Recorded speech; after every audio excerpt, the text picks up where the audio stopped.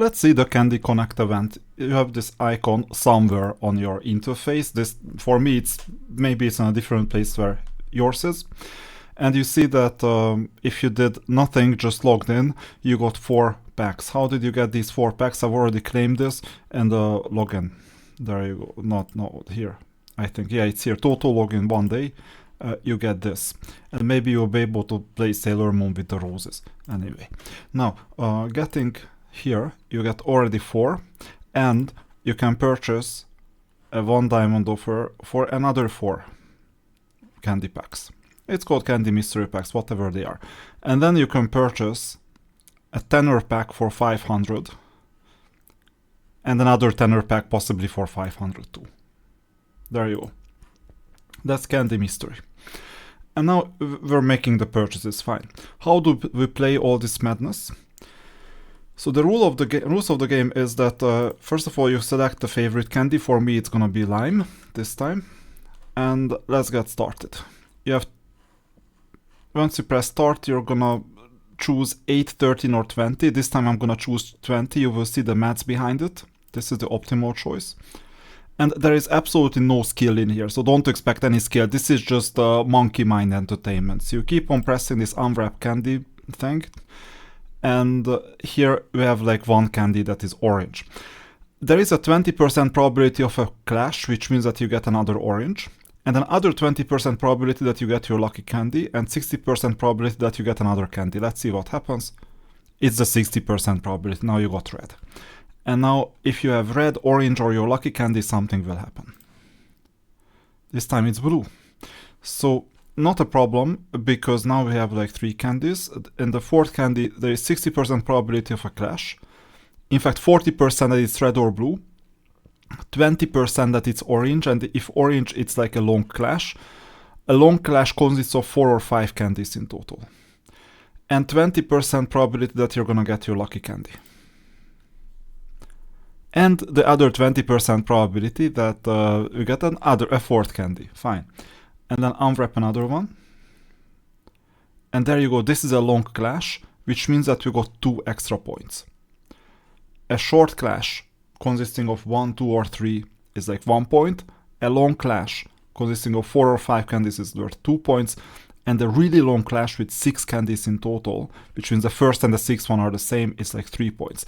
I have no idea why the numbers 7, 8 and 9 are here. It just doesn't make any sense. Possibly before this event they tried it out with more candies and this is just a leftover. Anyway, they didn't want to change the design. And then you continue with candies. There you go. I'm quite disappointed that we haven't had any lucky candies so far. That's a long clash again. Come on, don't load like now. I'm really disappointed at this run. And this happens that when the recording happens, it's the absolute worst. This is just a short clash, it's just 1 point. Come on, what's the probability that I've like had like, how many? 12 in total, 16. Out of 16, I didn't even have 1 single lucky candy. What's the probability of this? Let's calculate this. These numbers will soon make sense. So 0.8 to the power of 16. 2.8% chance. This is what you're seeing right now. And by the way, it doesn't mean that from now on my lucky candy is gonna be more probable. It still has the 20% probability. Short clash.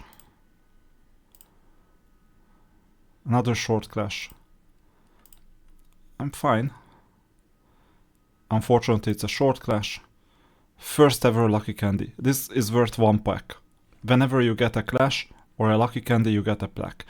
The absolute best thing you can do is that if you start with this, then you have 4 other candies, and then you have another one of this. Then you get another pack of really long clashes. It's worth, I think, 3 points. And the lucky candy itself is worth another point. Anyway. Continue with the pack. And it's, once again, there is no information here. This is just entertainment, so I will just fast forward it as much as possible. With the quick start button, it's gonna be faster. Now, you see, this is interesting because you have a really long type of clash. So we have 5 packs remaining. Unfortunately, it's just a short clash anyway. This is a long clash with +2. And your interest is that it just never ends.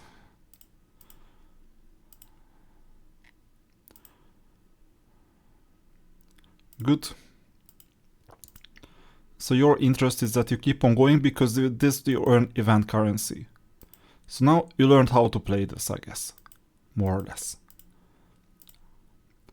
On one hand, I'm waiting for this to end. On the other hand, I would prefer if I got something good out of this. Maybe a lucky candy, but at the end, a lucky candy. Fine. 44 in total. Out of those 44, there were 5 lucky candies. So, as a good statistician, I go to my document, and even though I didn't pay attention to the colors themselves, I'll record 44 and 5. So this is 5 and 44. This has been my worst run overall, you see. 48 has been the second worst. According to Sol, by the way, I'm using his runs, like 20 runs in total. The mean is 47.15, that's the average. Minimum has been 34, maximum has been 72 for him. But for others, you see the leaderboard, it's kind of weird, right? 89 is the absolute maximum so far. But given there is no skill element in here, I mean, what can you do? You just play. Or you just do it quickly, like as quickly as possible. That's the most important thing. Now, let's see the extra information, because that's why you're here, I guess. So, if we use the fact that the login with all the packs you get like 120 candies, and we use Sol's average, which is basically here, based on his simulations, not my simulations. In that case, you get this 282 event currency that you can get in exchange for 4,005 diamonds in total. And if you're lucky, it's a lot more, and if you're unlucky, it's a lot less. But 282 is along those lines. And then the question is, what makes sense? I will tell you that it's important to purchase those 4,000 diamonds worth of stuff. Preferably you purchase it in a way that you buy like 1 or 2 a day. Because obviously if you go to the events, here you see missions, you see that you collect the experience points, here it's like 200, and then you collect the 30 artifact essence every single day. And that 30 artifact essence is like 150 diamonds worth of stuff. So maybe don't leave that 600 diamonds off the table because you purchase everything on one day. It's not every day that you tend to purchase like this much. Although if there is a Covenant run, in that case, you do some more purchases. And then the next question is that after we figured out that it's worth purchasing everything in the shop, what is good, what is bad, what is ugly? You have a lot of stuff, once again. So I don't even care about XP potions, spell scrolls, tactics, these things. So these are the basic things. Get it from the game, like easy. In other ways. You need more scarce stuff. Even Orange Holy Emblem, it's so easy to get it now. From so many sources. I would argue that I will calculate Battle Scar Essence. This row. This row, except that whenever you see random, it's just not worth it. You need a selection, not a random one, so this is not worth it. Type selection, legendary, this may be considerable. Faction selection, I just don't care about it. At this stage, ultimate armor, or at any stage, ultimate armor is not a priority, but prestigious artifact component chest could be a priority. Now, some caveats before seeing the exact valuations, and these are going to be mind-blowing discounts. In prestigious artifact, you won't see the legendary hero armor.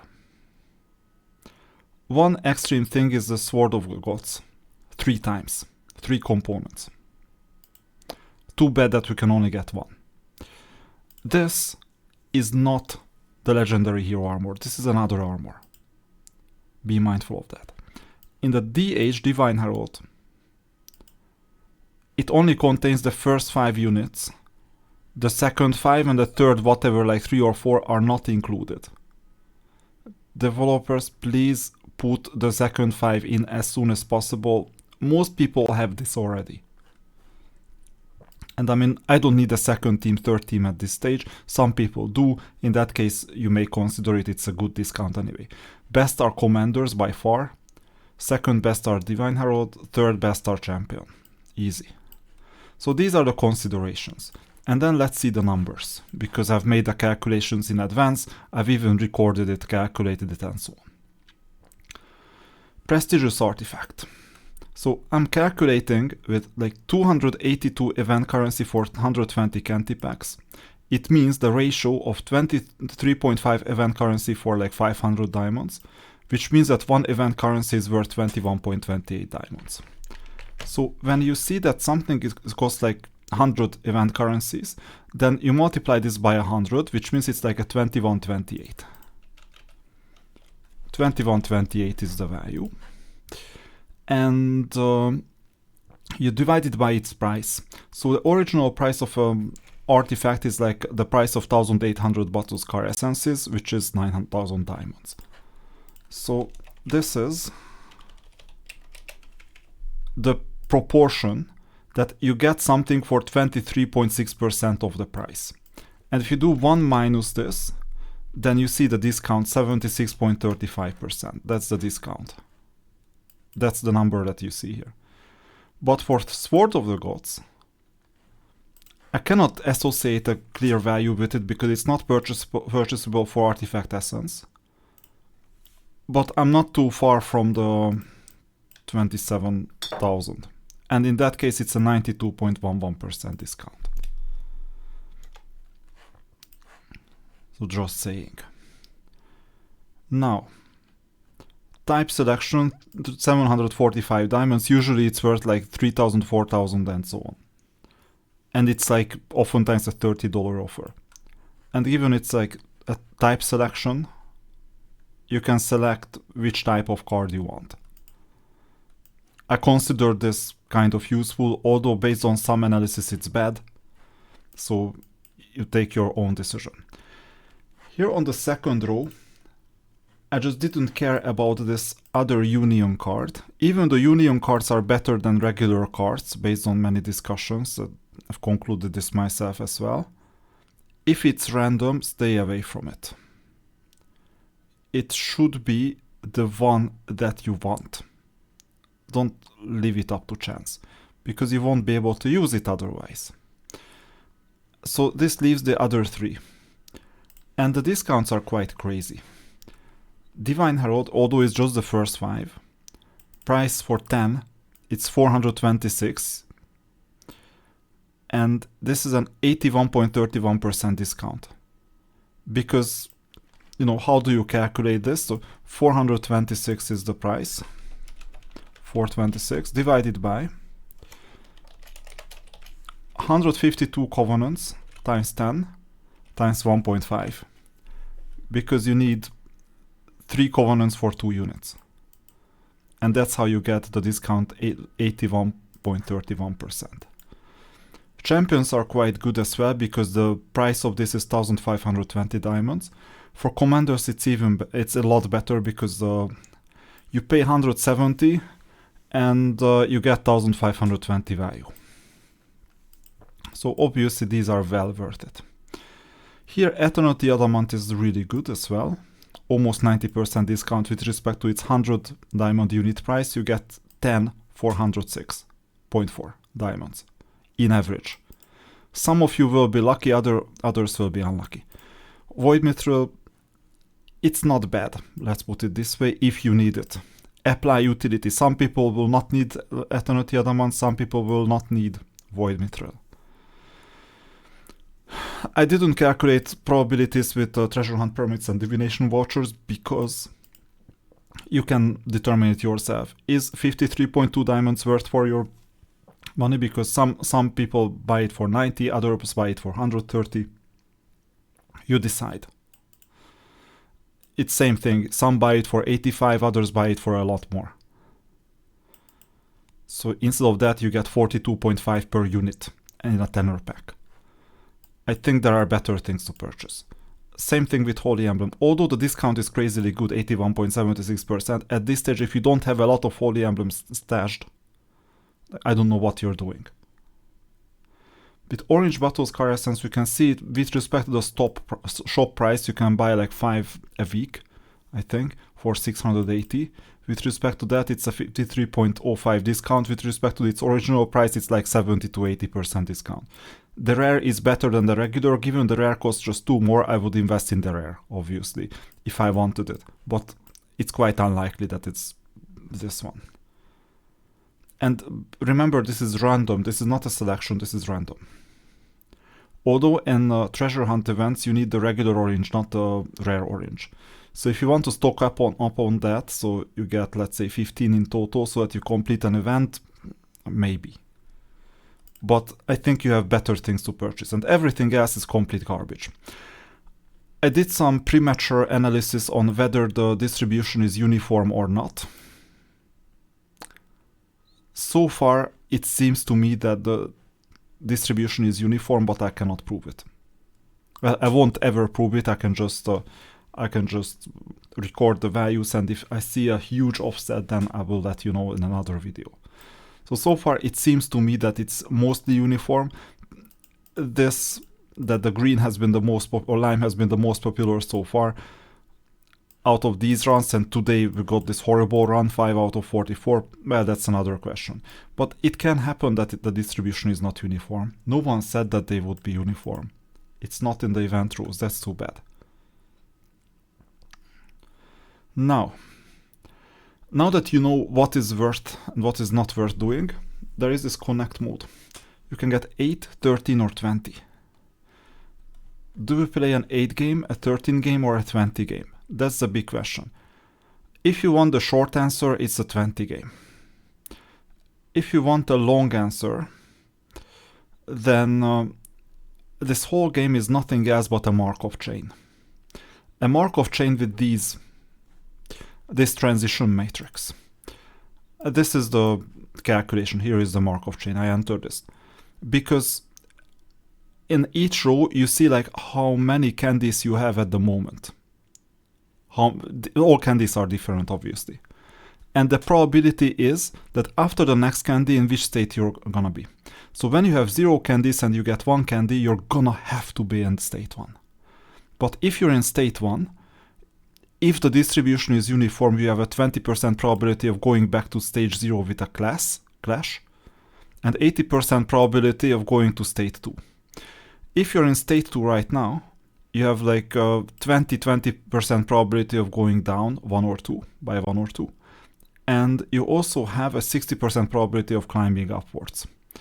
And then you have state 4, state 5, and from state 5 you have to have a clash, there is no other choice. If you go all the way down to 0, that has some advantages, but being in a higher state has other advantages. So it's an interesting type of Markov chain because if you have a clash and you get rid of all the candies, then it's advantageous because you get more points. But if you stay in a higher state, it's also advantageous because you're gonna get a clash sooner. So after all, you see that if you run the simulation, let's say 15 times, but I can also run it 100 times, it's gonna be the same. Then you see that these are the probabilities that in any point in time, so after 1 step, after 2 steps, after 10 steps, after whatever number of steps, you are in a given state. And you see that this is a so-called stable Markov chain. What does stable mean?